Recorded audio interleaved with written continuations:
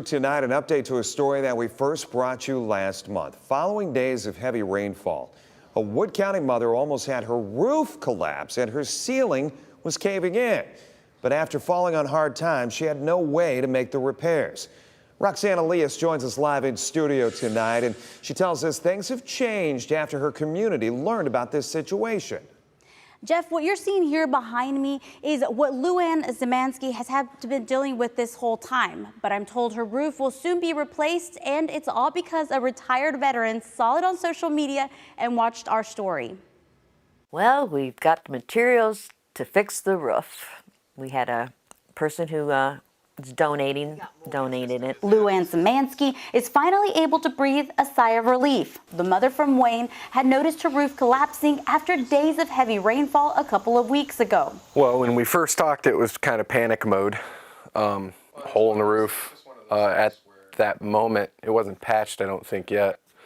So it was like, got to get this taken care of. Jacob Scarberry is Zemansky's son. The duo first put out a plea in their community because they needed financial help replacing the roof. And it was answered after Robert Richmond, a friend of Scarberry, saw a post on social media and watched our story. I'm a former staff sergeant from the U.S. Army.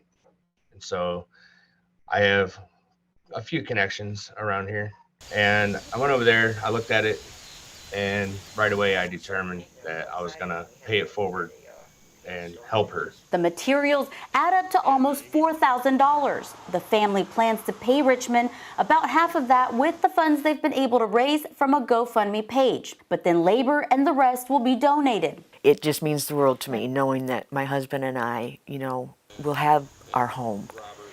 And we'll still be close to the family and everything. And it's just amazing. After he got in touch with us, she messaged me and was like, I ate today, So like that alone, seeing her stress kind of start to go away was awesome.